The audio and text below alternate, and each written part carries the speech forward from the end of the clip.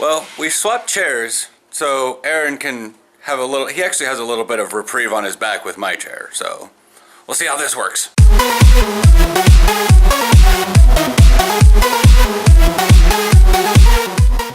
Morning. I'm not going, I'm just showing you that the other staircase is now. So, where it's going to be easy to get down to the thing, but I have to take the long way around to get to the car now. It's going to be fun taking groceries in. So, last night I went to the, went all the way back up to Longview for the Cub Scout meeting, and they were learning their sportsmanship badge. Busy this morning.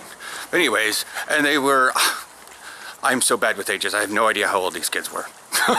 But they were, some of them were hip height to me. So they were below puberty, we'll call it that. Only one of them actually played football before, but when you're that young, it's kind of, you got to be in one of those families that wants to play football for everything to be into it, like at the age of 7. Yeah. They were like really excited to do stuff like with us, like do our warm-ups and try on our gear, which is monstrously large on them. This one kid wanted to try on my helmet, but oddly enough, he was afraid. Once he put it on, he goes, "Oh, it's too small." I'm thinking, no, it is not too small. It's just that how I put on my helmet is I have to push it past my ears, and it was pushing down on his ears a little bit, and he was like, "Oh, it's gonna hurt." I guess. But Metz was throwing them the ball, and that same kid, you know, Metz mentioned something, maybe you throw it with your left hand, are you left-handed? And like, the other kid like, what? So he started throwing it better back to Metz because he started throwing with his left hand. And I was like, I'm not sure what that necessarily means, that he was just too busy throwing it like everyone else threw it, rather than the way he'd want to throw it. And there's probably something far deeper there I'm giving to a 10-year-old. But, you know. In a lot of cases, it's just, you don't realize that you can do it that way. Like, when I was learning to swing a baseball bat, everyone else swung right-handed, so I swung right-handed.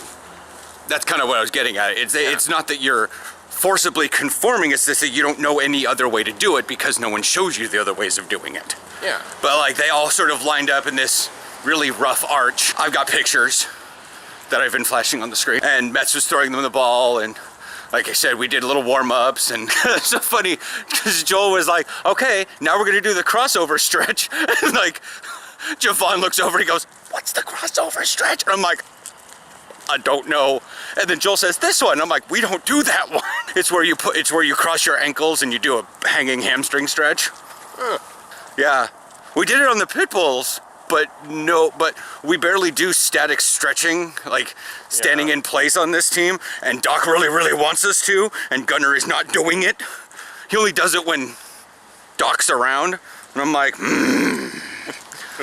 I'm like, okay, we need to be doing this more often, otherwise we're gonna have injuries like other, like wide receiver Joel, who got calf cramp because we didn't do good enough stretching, and Rudy, who got his hamstring strained because we didn't properly, in fact, because of that is why she said we need to be doing more static stretching. And so, but you know, that's just the importance of stretching, which is what we were teaching the kids. Also, we taught them about, you know, brotherhood, friendship, that, you know, there's no such thing as a me player. Well, there are, and they don't last very long in the sport. Yeah. I mean, it was like lots of fun. And they had cupcakes with little like footballs on top of them, but the footballs were actually like little rings. Like, they were only like half a football, and then when you pulled it out, it was a little ring that you could put on, but it would not have fit any of my fingers. I know, I'm trying to boost it up so I can put something on it. Just hopefully no one's trying to take it down in the process. Anything you want to talk about from previous days? No, I'm very tired of my legs hurting. I know. The phone is really slow. Yeah, it does that. I don't know why. There's like some background process running, and I don't know why. But it works fine on Wi-Fi. It doesn't like it on data. But that's partially why we're doing a chair thing, is hopefully it'll give a little reprieve on your back, and your stretches will actually help your legs more, because it might be true that you do have tight hamstrings because you barely... There's like nobody on that train. Yeah. Sorry, horribly distracted. Welcome to being half an hour late. Fun right when I got here, but it didn't change color. So why I think I'm struggling on this is because it's the GPS or the 4G is very low right now. It's really great is I'm actually taking down like almost it's a 2800 Dragonite. Yay, I got the gym down. I'm probably not going to boost it up a level though. No, and I'm not going through that again because I have no revives. No, screw that. You can take it down if you want. Oh, it's my 7-day streak. Look at all those items. Oh, jeez. Look at all those revives.